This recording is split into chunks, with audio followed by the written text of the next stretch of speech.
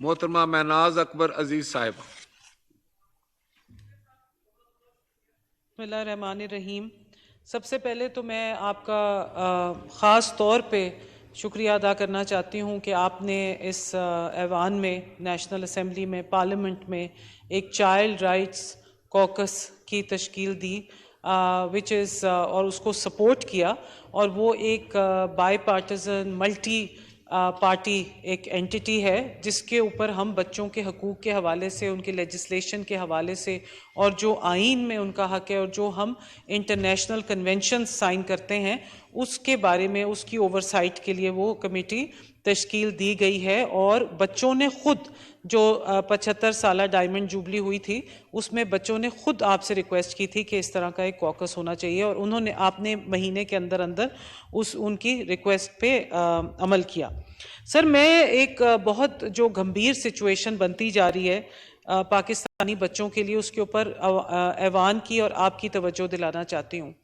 یہ جو long march ہو رہا ہے یہ کانسٹیٹیوشنل ہوگا، مگر اس کی وجہ سے جتنی پرابلمز آ رہے ہیں، عوام الناس کو جتنے پرابلمز آ رہے ہیں، اور خاص طور پہ بچوں کے حوالے سے، اور کہا یہ جا رہا تھا جو یہ پارٹی یہ لانگ مارچ کر رہی ہے کہ وہ تو یوتھ فرینڈلی پارٹی ہیں اور وہ تو فیملی اورینٹڈ پارٹی ہیں، تو ہم نے 4 سال میں نہیں دیکھا. اور خاص طور پہ یہ مارچ اور آج کے دن جو مسائل پیش آئیں اس کے اوپر میں ذرا بات کرنا چاہوں گی. سر، پہلے تو یہ دیکھیے کہ جو لینگویج جو آ رہی ہے، ہمارے ہاں بچوں کے، ہمارے چینلز پہ بچوں کے کوئی پروگرام نہیں ہوتے، تو بچے بھی ماں باپ کے ساتھ بیٹھ جاتے ہیں یہ جو ٹاک شوز ہو رہے ہوتے ہیں ان کو دیکھنے کے لیے، اور جو ساری چیزیں سوشل میڈیا پہ چل رہی ہوتی ہیں، جن لوگ بچوں کے ہاتھ میں یہ فون آ رہے ہوتے ہیں ان کے اوپر بات کرنے کے لیے. سر، جو بات ہوتی ہے جلاؤ گھیراؤ، خونی جتھا، روڈ بلاک کر دو، جانے نہ دو، پھر یہ آڈیو لیکس ہو رہی ہیں کہ بھئی آپ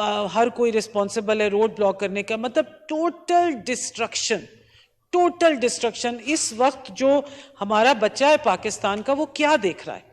پھر اس کو، ملک کو اس بات سے دیکھیں جو، اور ہم جو لوگ ہیں سیاست میں ہیں، ہم سارے، ہم چھوٹے بچے کے بارے میں نہیں سوچتے، والدین سوچتے ہیں، اور جو ہے وہ دیکھتے ہیں کہ بچہ کے رجحان کس طرف ہو رہا ہے. سر، آج کے واقعات کی بات بتاتی ہوں. آج اندھوناک مذاق ہو رہا ہے سڑکوں کے اوپر.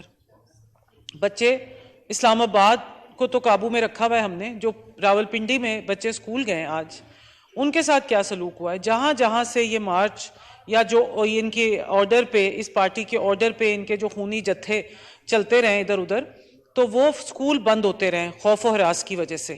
اور وہ جب اسکول بند ہوئے ہیں تو پیرنٹس کو کال آئی ہے کہ آ کے اپنے بچے کو لے جائیے.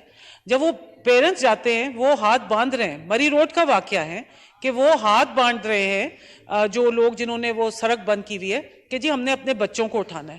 بچوں کا آپ حال دیکھیں جب وہ اسکول میں بند ہو جائیں اور باہر ٹائر جل رہے ہوں تو کتنا خوف و ہراس ہے. سر، اور میں اس پارلیمان کو کہتی ہوں کہ اس چیز کو ختم کریں، بچوں کی بات کریں، بچوں کے نقصان کی بات کریں.